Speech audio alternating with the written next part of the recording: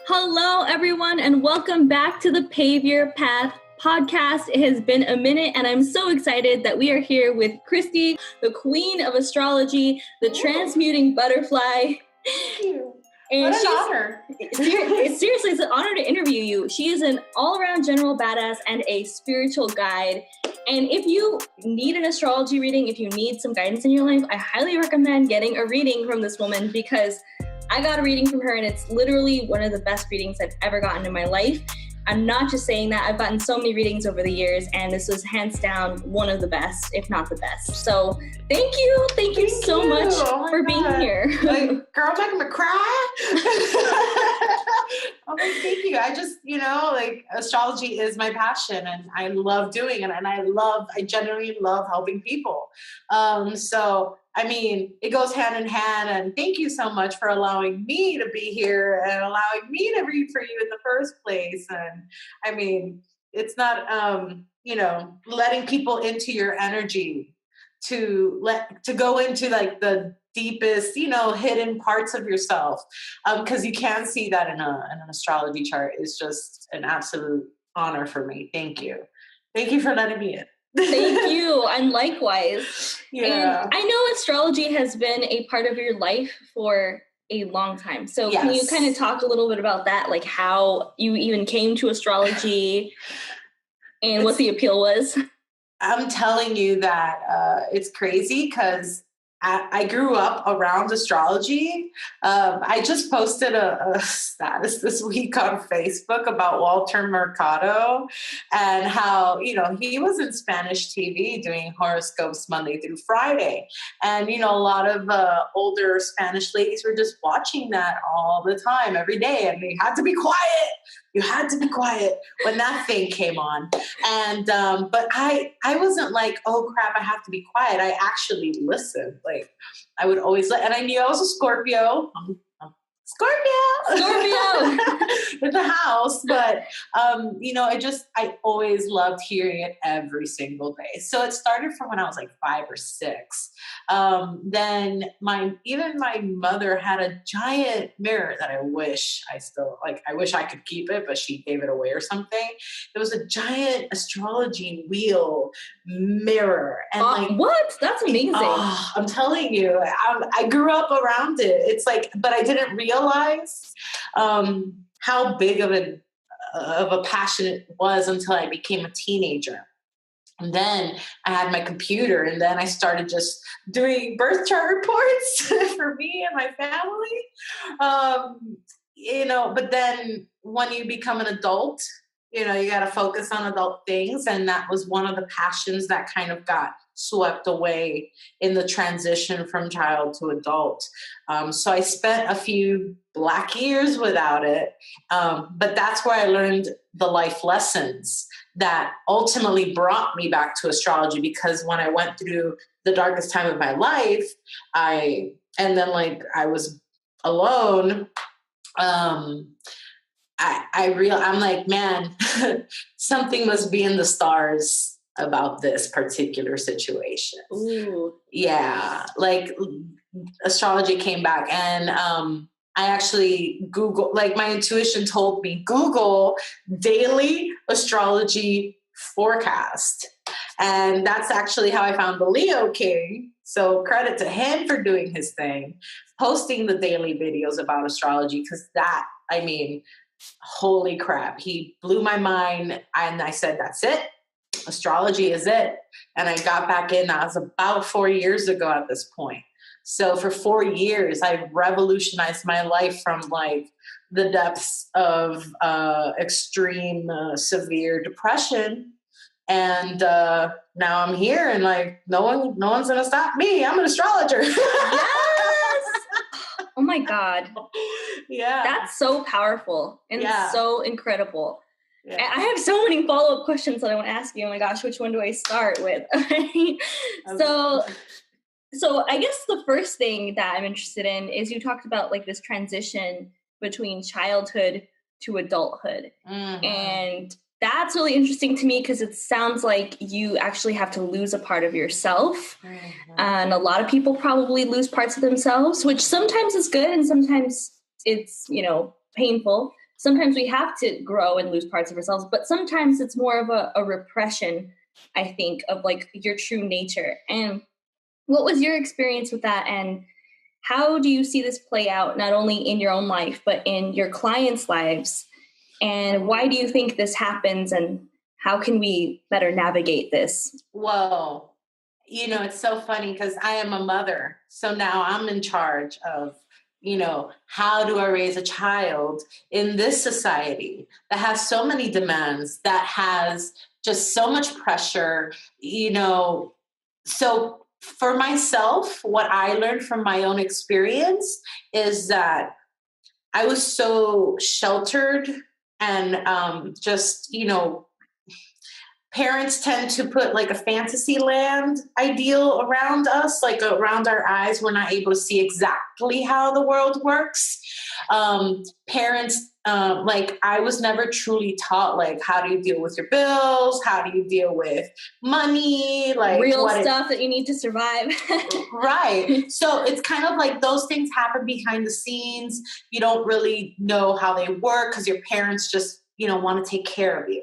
But that's actually hurting people.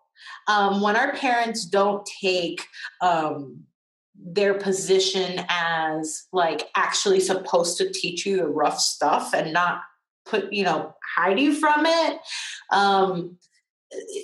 When you turn 18, let's say, and you graduate and you're like, awesome, I'm an adult. You're like, what the For real. Oh my God. We go through this shock and this struggle and this depression, okay, a real depression, because you're like, I, as the individual that I am, with the passions that I have, don't fit into society's box. Wow. That's real. So, with that transition, I mean, not to get too deep into my story, but I was, in my opinion, indirectly kicked out. I was manipulated to leave at 18 with nothing. I'm adopted on top of that. So, like, how the hell, like you learn that you have to do whatever it takes to survive, even if that means being inauthentic to yourself, because you need to get money. You need to get money. You need to figure out how you're going to have a roof over your head and all this stuff. Now, so there's many ways to kind of lose yourself for your stability, and everyone, figured. Now, if you're lucky and you have parents that have helped you through and got you to college, and great, you're still going to have those struggles, because it's like I said, if the parents take too much care, if they like provide everything for you, there will come a point sooner or later that it's all supposed to be you. So it's like, this is an all around theme for everybody. Once you realize that, once you start kind of like losing yourself to life and trying to sustain yourself, that's where you're going to learn the deepest lessons. That's where you're going to learn, like, okay, like this doesn't work. That doesn't work.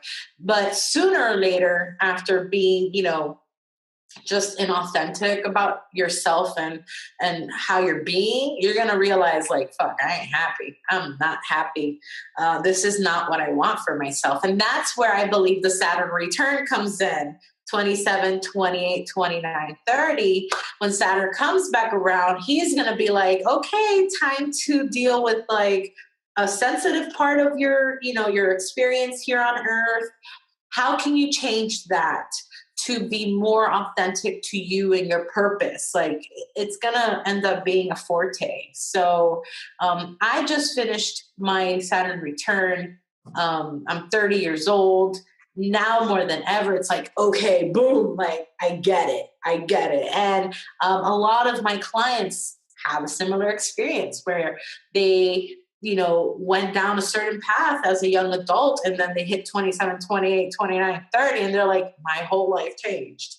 oh my God, like, and a lot of them say, I feel like an adult at 30. And I would say, yeah, that's my, now being 30, I'm like, yeah, like now more than ever, I'm like, yeah, I'm an adult. I'm an adult. And now I get it. But it takes those 12 years from 18 to kind of go through the lessons, go through the messing up, at least at that time you're young, you're more flexible, about things like, okay, this is following. Well, let me do this. Let me fix this, so there's ways, but yeah, that's my experience. That's what I've seen with my clients. And it's part of the process. So don't beat yourself up for it. That's amazing. Thank you. Yeah. I feel like that's so relatable, and I'm like going through that right now. So I needed to hear that. And yeah, it's so real. Oh my gosh. So what were your lessons, if you don't mind me asking? What were the lessons that you had to go through in order to like get back to your authentic self? Because you have to go through that, right? Is that part of the process? My face says it all. Oh my God, that I go through it. Well, a way to look at your hardest lesson is to look at Saturn in your chart. So Saturn and Chiron, but I'm going to focus on Saturn. Saturn is, I call him Mr. Miyagi. He will make you wax on, wax off. Oh my God. You understand it. Oh my gosh, that's amazing. You got the old wise man. They're like, this is how you do it. And if you don't do it right, he's going to make you repeat it until you get it. Mind blown. Yeah. Like Saturn makes sense to me now. Really? Yeah. Oh, cool. And that's the thing about my style is I try to make it relatable, because a lot of astrologers just confuse people. Speak the language, the technical astrological language. Yeah. Yeah. And so I try to bring it down to earth. We're like, okay, guys, you know that? Okay, that is like this. Like, yes. I want to make sure you get it. But my Saturn personally is in the 7th house. Now, if you don't know astrology, it's a giant wheel slice. I call it a pizza. Okay. Again, making it relatable. Delicious. So you have a pizza divided in 12 slices, and each slice belongs to a part of life. Like it represents a part of life. So the 7th slice, which is the 7th house, is the relationship slice. So I learned the hard relationship lessons. What happened to me is when I was indirectly kicked out, I fell into a relationship to survive. You see? Yeah. So it was, I was like, yeah. Back to what you were saying earlier, like you do what you have to do to survive. And that could be part of it. Wow. Well, exactly. You're supposed to go through the hardships of where your Saturn is, so that when the time comes to learn about it, you're like, I'm done. What do I need to do to change this? Oh my God. Yeah. Yeah. You're like, I'll do anything. I just don't want to do this again. Well, that's the thing. I was in a relationship for 1.5 years at that point. And then, I was a chronic relationship person, unfortunately. I always felt codependency, one of those things, where you feel like you can't stand on your own, like you're not confident, because Saturn, though it's in the relationship house, it's also opposite yourself as an individual. So it affects you, even though it's in your relationships. Mm. So so then I was married for 6 years. So that was good. But again, I never developed myself as an individual. And ultimately I got a divorce. And it's not surprising. Most people who have 7th house Saturn get divorces if they get married before 29, 30.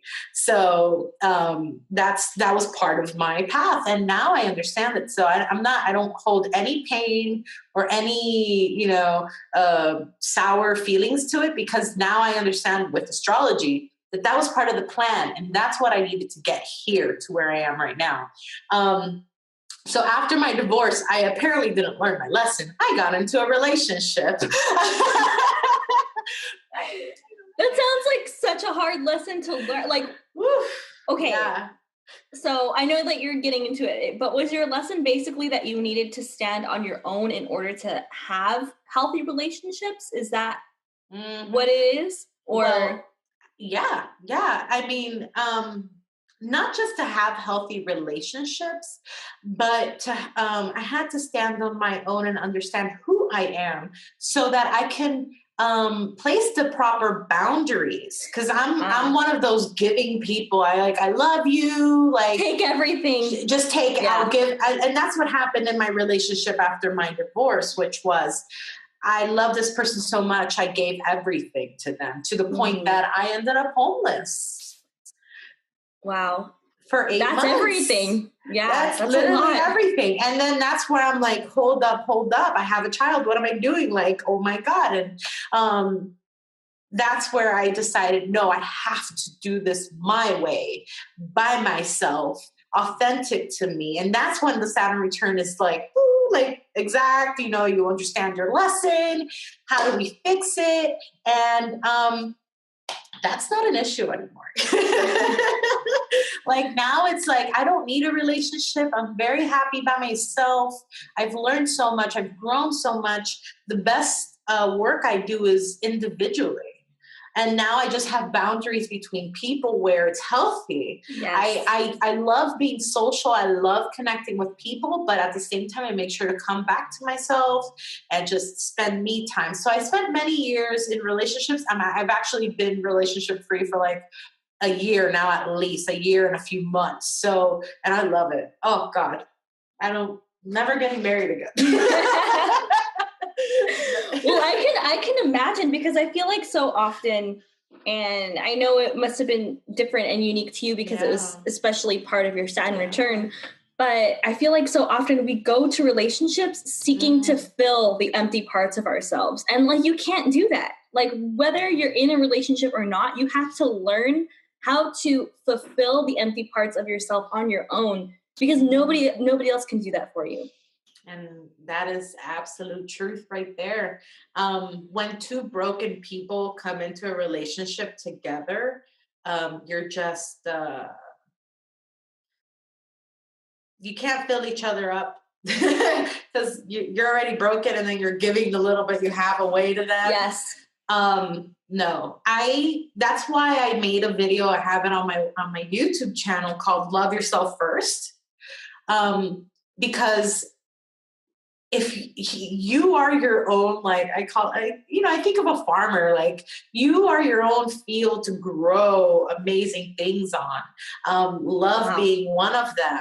So if you love yourself, you're tending to yourself, you're planting the seeds within yourself so much that we talk about intention setting and planting seeds. You know what? I'm going to have to make those videos public again. Growth. They're so good. They're so good. The growth series that I call, I relate us to plants and seeds and all that. So you plant the seeds within yourself, you nurture yourself, you care for yourself, you're going to grow crops, you're going to grow abundance. You're going to have enough for yourself and for others. But first you need to feed yourself. First you need to take the seeds out of those crops and put them back into yourself. And you're still going to have extra. So as you feed yourself and, take care of yourself, you're going to come with abundance. Abundance, yes. And then that abundance is going to help you put it out. So that's what you can give to your friends and family. The more as you continue the cycle, it's just going to grow and grow and grow. And that's the natural cycle of that, period. Yes, that makes so much sense. I love that. What is it, a metaphor, an analogy of the field? I've never heard that before. And I love it. That's amazing. Yeah. So that's why right now, like, I'm just, I've gotten a cycle going where I'm like, okay, I got this going. Like, I love myself. There's no one can tell me who I am. And that's like kind of what I want my clients and the people that come to me to understand. And that's what astrology does, because it shows you your energy map. A lot of people go, we didn't come here with a manual of life and what's going on. Well, you came with a map. You did. Yeah. And that's astrology. Wow. And it's in the stars. Oh my God. It's so Amazing. Like I didn't come with a roadmap. You kind of did. No, you did. You did. And I'm not one of those people that like go, yeah, I believe it because I've seen it all my life. No. I tested astrology. The first like good year and a half, I was just seeing what was happening in astrology and seeing my life. It was a science experiment. Mm-hmm. And ultimately, I was like, yeah, there's no denying this. It's incredible. It's incredible. Astrology. So I'm able to be open about what I went through because I know I'm not the only one going through those things. Yeah. And I'm sure there's people that can relate. So my life is an open book. Because I just want to show people it's okay to have messed up. Like, it's okay to have been homeless and screwed up and be like, oh my God, like, you can get out of it. Yes. You can get out of it. That's my ultimate goal, to teach people you can get out of it. I was depressed for 4 years to the point that I couldn't work. I was a living zombie. And that's not real. The case anymore.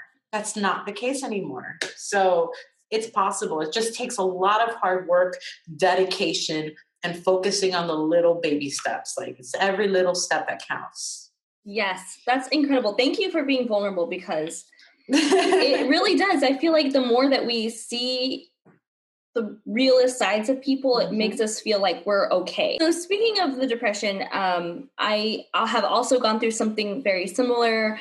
I know how actually debilitating it can be. Like, I feel like from outside looking in, people are like, oh, you're just being lazy, or you're just like not wanting to try. But it's like, it's so debilitating sometimes. Mm-hmm. And so I want to ask, what was your experience with depression? And like, was it something that you kind of experienced your whole life, or was it something that just affected you at that time?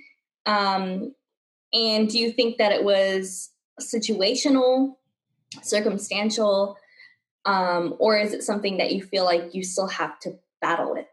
Wow, yeah, you're going to have me talking for 20 minutes on that subject with those questions. But I'm ready. I'm ready to put it out there because it's very important. Depression actually runs biologically in my family. So I'm adopted, but I was able to get in contact with my biological family after I turned 18. And so for me particularly, every case is different. There is situational depression. There is biological depression. So to speak on myself, it was both. It was both because I had it genetically. And that can start my story, which is my mother committed suicide when I was 4 months old. And prior to my birth, she had depression and, was, very depressed most of her life. So that already sets a precedence to the biology of any child. If you go into DNA and learning about it, you'll see just how much that truly carries through. Not going down that rabbit hole right now because that's a whole video. But for me, I was born and right away, boom, something traumatic happened. And even though I was a baby, it's actually, as a baby, you need your mother, and babies know who their mom is. So I started experiencing psychological issues from that point on. Really. And my adoptive mother told me about it, how I would look around, anxiety. So for me, it's like from the get-go, I had no choice. It's like, oh, hey, welcome to life. So for that point on, apparently also, my grandmother would leave me abandoned in the apartment for hours. My biological grandmother, she became my guardian, and she had to work on weekends, and she would leave me alone at like 2 years old, 3 years old for hours. So boom, talk about more psychological issues. I was left hours on end as a baby at home. And then from that point on, she passed away when I was 4 years old. Oh, here we go again.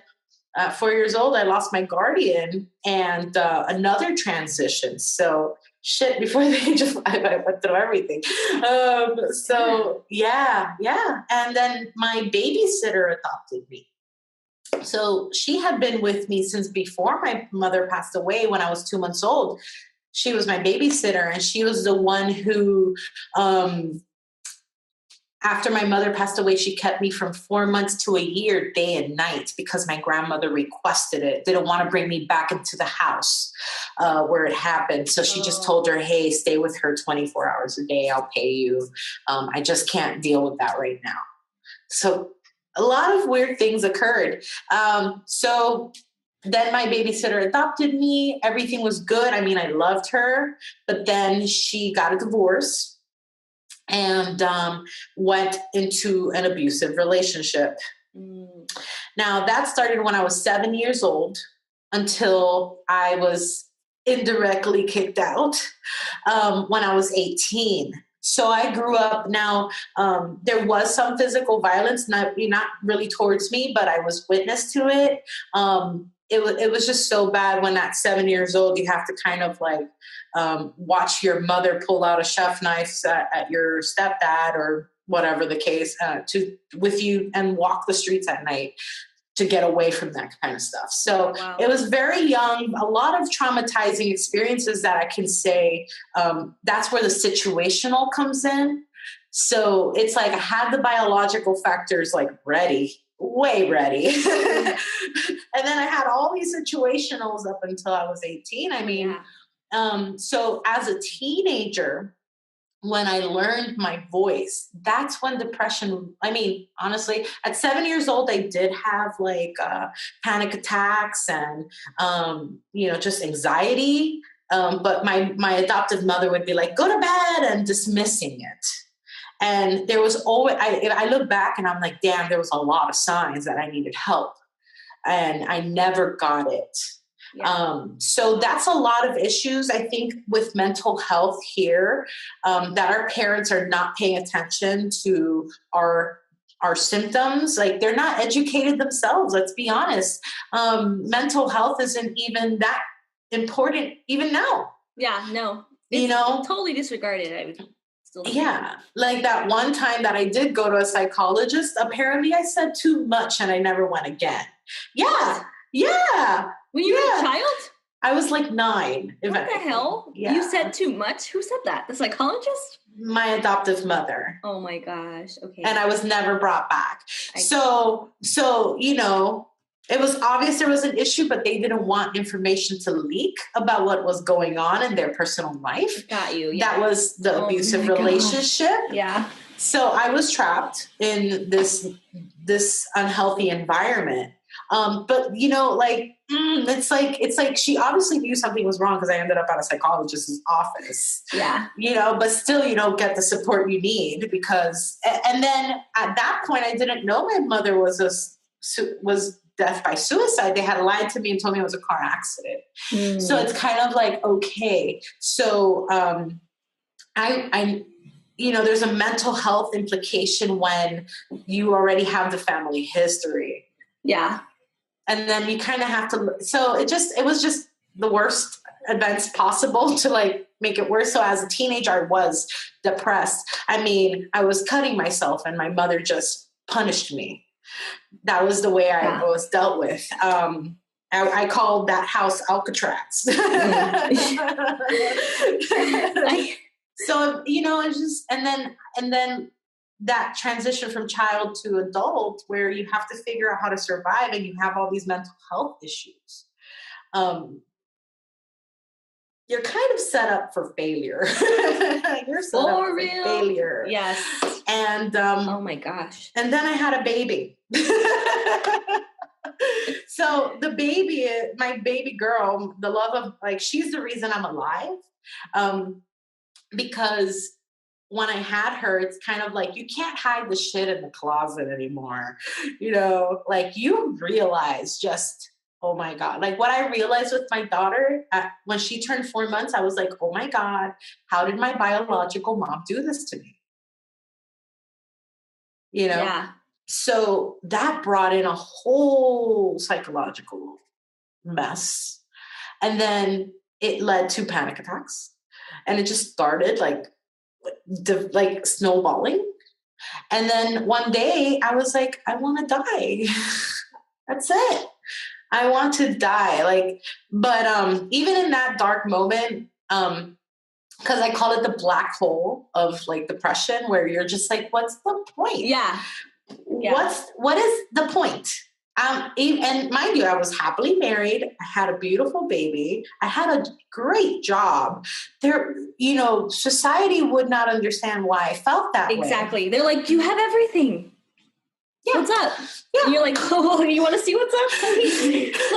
but no one really saw it that way. Yeah. And you know, even though, and mind you, it was after my daughter's first birthday party that I came home and wanted to die. Wow. It's that just how, that tells you how not logical depression is. So even though I was in that dark moment, I said, I cannot do the same thing to my daughter that was done to me, because I know the hell that was. Because of my mother's death, I ended up adopted in that whole domestic violence scenario for years. Like, I said, no, I can't. It was this little pin drop saying you have to stay alive. You can't do it. You can't continue the cycle. Oh, and that's huge. Like, I feel like we biologically just are, like, in our family tree, in our line, like, have cycles that it's up to us to break. Oh. And that's all in your astrology chart. Let me tell you, it's all there. I've sat with clients, and trust me, they have their issues like this too. That's why I'm able to be open about it. It's all in your chart, guys. It's there. And you know, I'm so thankful and honored that universe has let me come to this point as an astrologer where I can say, let's sit down in those dark places. Yes. Let's talk about this, and let me shine some light in there, because I've been there. Yes. I've done that, and I got out. So let me help you. And that's kind of how I integrate my knowledge and the lessons I've learned into my astrology readings. Like, that's ultimately my goal, to give you tools, not just spiritually, but like from experience, from someone who's been there, done that, and has gotten out, that I know will be there, like, to help you. So, like, that's my big thing. So, going kind of back to the story, it took 4 years from that point that I wanted to die till I got to a point where I had the choice again. Because that's when my husband was like, thank God for him, my ex-husband. He went through hell with me. I was in and out of the hospital attempting stuff, you know, and it was a toll on both of us, and of course our child. But she, thankfully, the family was such a great support for her, and she's good. She's good. Nothing ever happened to her, of course. It was all just me to myself. Yeah. Like, it's like you attack yourself in depression. Yes. And you know, but ultimately he's like, I can't anymore. And it's so funny because that's an astrological thing happened. It was Saturn, Mr. Miyagi, came on my heart. He was at my heart in my love life, and it broke it, because that wasn't for me. It wasn't for me. Like, the lesson was done. I had gone through the struggle. Now we need to learn how to build the heart back up. And that's, that's astrology for you. You see it. So you kind of bring an understanding of like, okay, that's part of the plan. Let's just work with it. And it takes the anxiety of, why did this happen? Like, it takes that out of the equation. It happened because it had to happen. Mm-hmm. It's part of the bigger picture. Yes. Wow. So that choice, I said, no, I have to live. I was in a really bad place mentally, but that was almost 4 years ago now. And it was the best thing that could have happened was my divorce. Because it pushed me to be on my own. Mm-hmm. It pushed me to be on my own. Which was the lesson, right? The Saturn lesson. Because after my Venus Saturn came back to Saturn after that. It's incredible. Wow. I tell you, astrology, I can't deny it. Yeah. Sorry I took forever. I did say it would take like 20 minutes. No, that's honestly, thank you. Seriously, thank you so much. That was amazing. You are incredible. Just all your strength, all your resilience, the fact that you want to take this and help other people. Just incredible. And thank you. Yeah. Oh my God. I feel like we could have like a 5-hour long discussion about this because there's so many, oh man, because mental health is a huge issue for me too. And I feel like, as you said, it's so undervalued in our society. And there's so many people just suffering because we don't address trauma in our society. Mm-hmm. We don't address trauma in our children in our society. Mm. We're like, there's just so much, but because we're limited on time. No, I know. Just, thank you for that. No, to be sorry. I don't mean it like that. I mean, like, I literally could talk to you about this for like 5 hours. Me too. And we should do another. We will. Yes. Mental health is a big one on my list, as along with astrology. It's mental health. That's awesome. And that's what that I guess that will be like my final question. And you did already kind of touch on this in the last question, so perfect segue again. But how do you think that astrology and the way, actually, before I ask that question, I have a mini question I want to ask. Okay. Most people, when they think of astrology, they think of your sun sign and your zodiac and your horoscope, and that's it. And a lot of people are like, and I'm not trying to say everybody has to believe in it or everybody has to pay attention to it, but I think people get the wrong impression of it because it's all your horoscope and based on one thing. If you could say anything, like if someone was coming to you and they were interested about astrology, interested in getting a reading, but they came from that perspective, what would you say to them? Let me blow your mind. I do this almost every day. Yeah. Even when I go out, I talk to people that don't know much. And I go, you're not just your sun sign. And they're like, what? Just say that? Forget it. Let me tell you your moon sign. Let me tell you your Venus sign. I promise you'll be blown away. That's it. I just tell them there's more to that. And they're like, okay, what is it? And boom. And once you tell them, they're like, oh my God.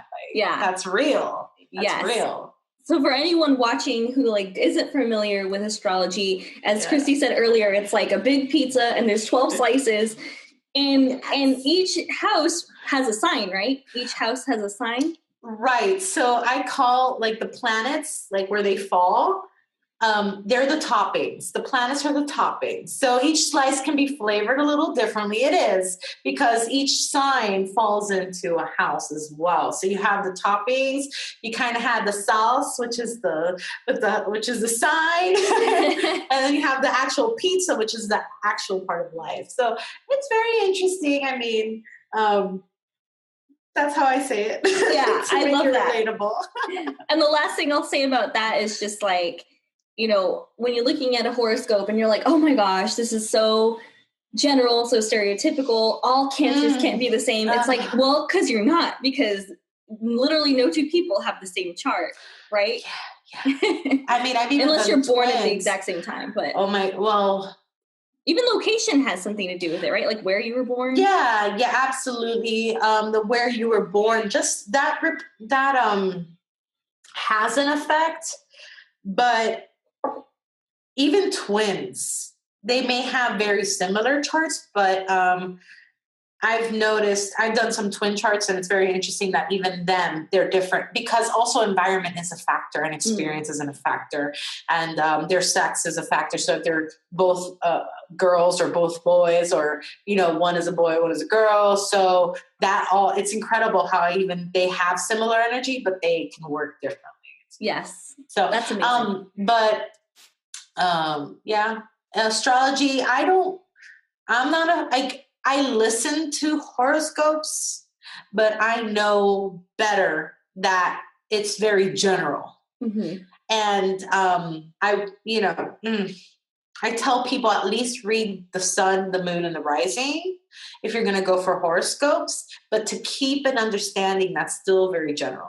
Yes. And that nothing will replace a one-on-one session with your astrologer, that they can actually go into your chart and give you the horoscope for the month based on your planets. Yes. Nothing beats that, okay? Your own unique map straight from the stars in your life. Absolutely. So charts are amazing. And that being said, back to using it as a guide and using it to get out of hard times. How do you really think astrology can serve as a tool to deal with mental health, or even our challenges in life? And I know you've touched upon that a little bit, but.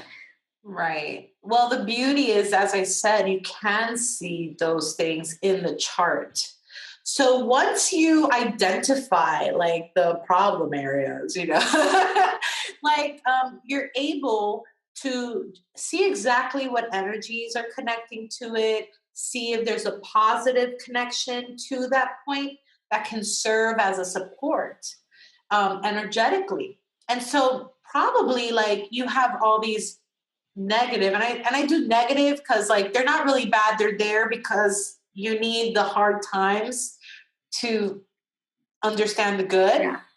So if you have positive connections, you can learn how to, kind of use that energy and draw upon that energy a little more, and also look at the negative aspects or the difficult aspects so that you can learn how to balance it. Because usually if they're not connecting so strongly in a positive way, you need to learn, depending on how it's connected, you need to learn how to like use those energies a little better. So, there'll be like things you can do, like practice,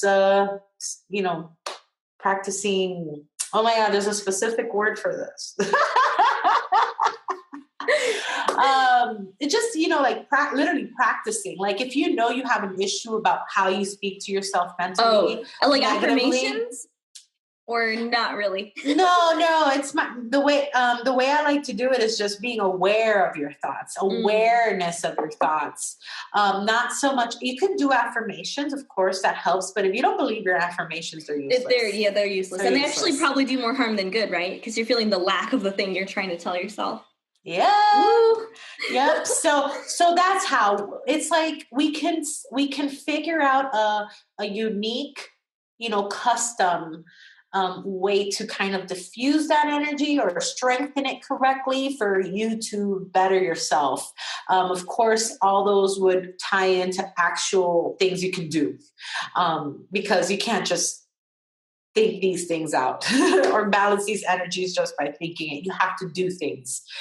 So it's really about, if you're going to go in and try to heal yourself with an astrologer about your energy, you're going to put in work. It takes time. I mean, it's taken me almost 4 years to get to this point here. I mean, last year, 2017. So 2016 is when I was homeless. So just think, like, even that, I was still having issues to go.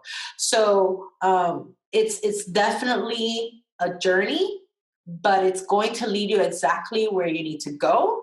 And there's a lot of things you need to shed. There's a lot of things operating in the mind that you can see in the chart that you're going to learn how to work with. But ultimately, you're only going to come out stronger. You're only going to come out better. And it just takes time and patience. And usually what I've learned is in depression, it's easy to die.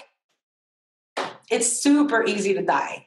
And the reason people don't choose to live is because it's actual hard work. And that's something that I realized. I realized that because I was in that spot. Wow. Death was easy. Oh. So it's like we don't want to do the hard, because it's hard emotional work. You're going to have to see yourself in the clearest mirror of the universe when you see yourself truly and accept that you're not a victim. Right. You have to go through struggles. Yeah. Because and I think about this sometimes too, because I've gotten to those really dark, depressing phases where I don't want to live. I'm like, how you said, what's the point? I lose hope and I don't imagine how things could get better. Even if things aren't actually that bad, I just, for whatever reason, have this like emptiness and like despair. And I forgot what I was saying. But wait, what were we talking about? I was saying that it's hard work to get out of the depression. Yeah. And sometimes what I've started to realize is like, you know what, life is not that life is supposed to be hard, but like if we didn't have these challenges, if we didn't have these hurts, if we didn't have this pain, what would life be? What life would probably, I don't want to minimize it to say that it would be boring, like if we lived in some like candy land where everything was like rainbows and sunshines all the time. I mean, who knows? Maybe it would be wonderful, but I don't know. It would lack dynamic.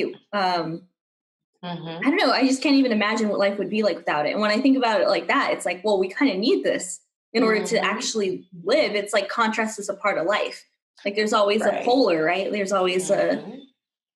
Yep. And the way I see it is energetically and astrologically speaking, alchemy. We're doing alchemy with our birth energy that you see in the birth chart. And you're not supposed to stay static in your natal chart. You're supposed to use that energy and change it and work with it and progress it. The other thing to look at is the yin yang.